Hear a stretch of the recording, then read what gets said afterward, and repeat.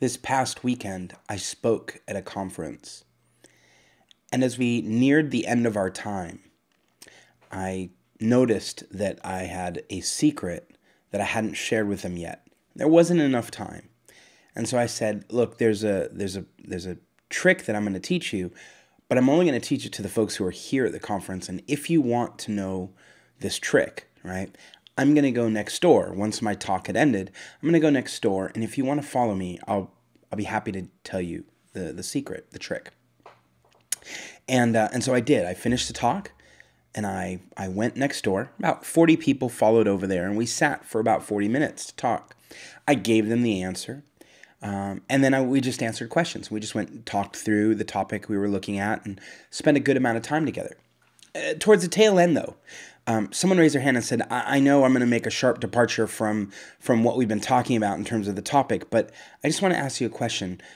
How long does it take for you to prepare a talk like you just gave? I mean, obviously, that, you either have done that very, very often, or you prepared a lot. And I gave the answer, right, of how long it takes to prepare a talk for me. And I think it surprised most of the people in the room. All of us are naturally gifted at something, right? All of us are pretty good at something. And because we're pretty good at something, those are the very things we tend to wing, right? Those are the things we put the least amount of energy and effort into because we're talented in that space. And so logically, it doesn't make sense that you'd have to work as hard when there's something else you're not good at, and that's where you spend the energy. And for me, I do the exact opposite. There's some things I'm not very good at, and honestly, I don't spend much time in them at all. I have not even attempted to get better or much better at them. There's some things that I am more gifted in or more comfortable in, and those are the ones that I've leaned into. Those are the ones I've spent a lot more time working on. Those are the ones that I have read everything I could read about it to just get one, even if I got just one tidbit out of a book, right, that would help my game, then that was worth it to me, right, to take me to another level. And so for me, public speaking is one of those places where I keep investing. And so what was some natural inclination and some level of talent has become something that I'm fairly good at. And yet I spend more time preparing than most people who just are comfortable winging it. So the question was, how long does it take to prepare? And I looked out and I said, it takes about 6 weeks for a new talk. And most everybody was like, wow, like 6 weeks. Now I said, no, just to be clear, that's not 40 hours a week for 6 full weeks, but it is a lot of work.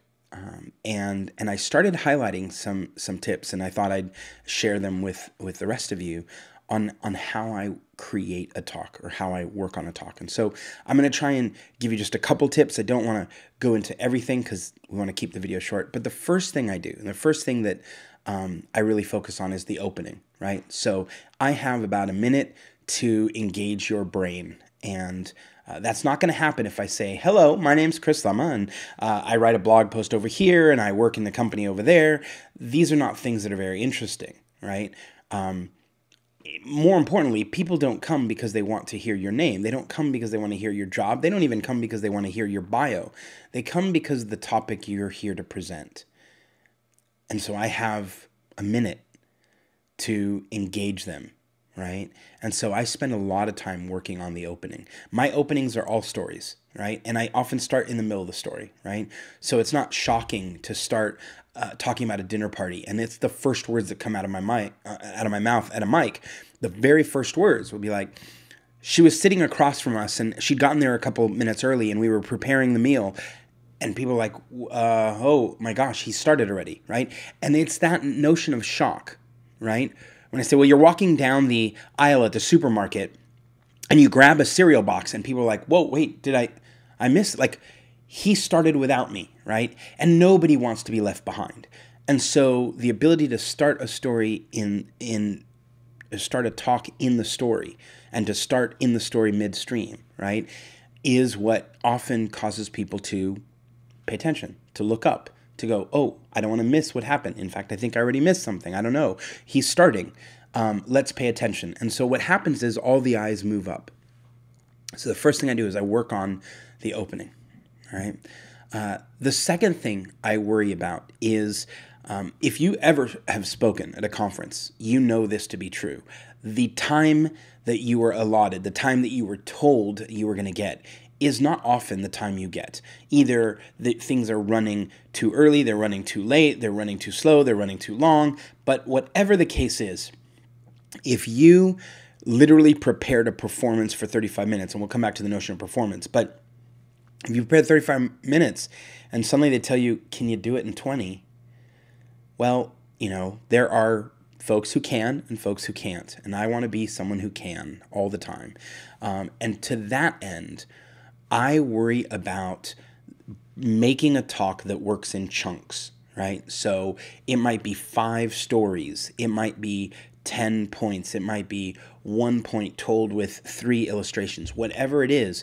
But I want to break it up into those chunks so that I can take one story, I can take one component of the talk out, and it's still seamless, right? So I often tell people I don't write one talk, I write 10 talks, right?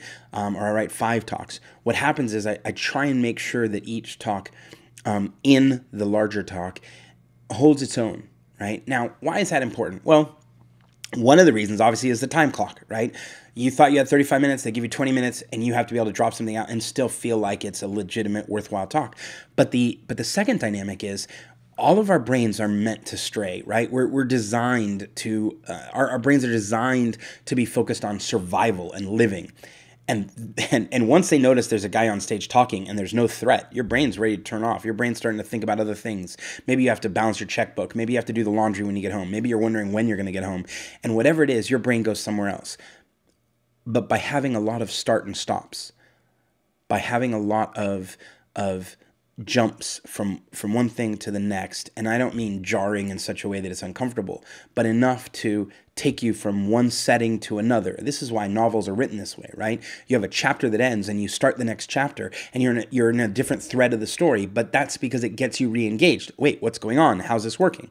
That level of inquisitiveness that sparks in your brain keeps you awake. It keeps you re-engaged.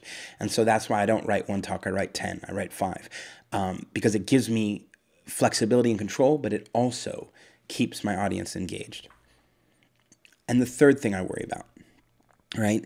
And again, most people, when they prepare a talk, are preparing for information dissemination, right? Information dissemination is not what I do.